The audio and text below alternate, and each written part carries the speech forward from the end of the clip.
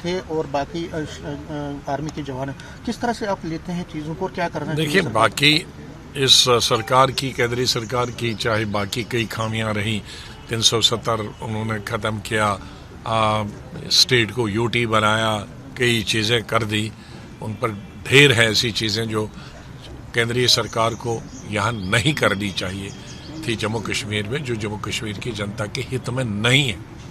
लेकिन एक अच्छी चीज़ की थी कि आतंकवाद ख़त्म हो गया था, हड़तालें ख़त्म हो गई थी, स्ट्राइकिंग ख़त्म हो गई थी, पत्थरबाजी ख़त्म। लेकिन ये जो आपने जैसे कहा कि 1-2 साल से और विशेष रूप से जनवरी से ये जो 3 घटनाएं रजौरी पुंछ में हुई हैं, इसका ये बड़ा चिंता का, बड़ी तशवीश का मामला है पूरे मुल्क के लिए भी और रियासत के लिए और बॉर्डर स्टेट के लिए भी, कि इस तरह की घटना नहीं होनी चाहिए। और राजौरी पुंछ कोई ज़्यादा टेरेन ख़राब नहीं है कश्मीर की तरह या चिनाब वैली की तरह या उधमपुर और कठुआ की तरह। राजौरी पुंछ तो 47 से ही आर्मी और CRP और BSF है, तो वहाँ ऐसा ये भी नहीं कह सकते हैं कि वहाँ प्रेजेंस नहीं है। उसके बावजूद ये घटना हो रही है, तो मैं तो समझता हूँ कि एक चिंता का विषय है।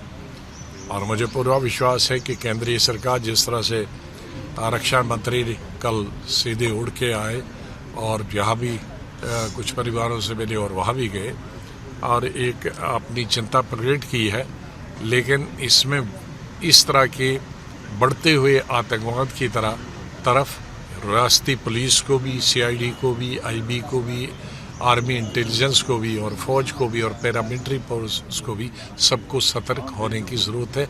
और इन सब के साथ साथ जम्मू कश्मीर के लोगों को भी सतर्क होने की ज़रूरत है, क्योंकि जितना आतंकवाद होगा उतना ही सबसे ज़्यादा नुकसान यहाँ की जनता को होगा। आप जब श्रीनगर में आप जब चीफ मिनिस्टर सियासत होती है, मैं आज भी कहता हूँ कि जनता को, राजनीतिक दलों को, स्टेट पुलिस को, पैरामिलिट्री फोर्सेस को, आर्मी को, स्टेट गवर्नमेंट, सेंट्रल गवर्नमेंट को मिलके ऐसी चीज़ों का मुकाबला करना चाहिए जो देश के हित में नहीं है, जनता के हित में नहीं है। आतंकवाद न किसी दुनिया के कोने में, न हमारे मुल्क के किसी कोने में, न हमारे जम्मू कश्मीर में जनता के हक में आतंकवाद नहीं है, बल्कि लोगों का ही नुकसान होता है।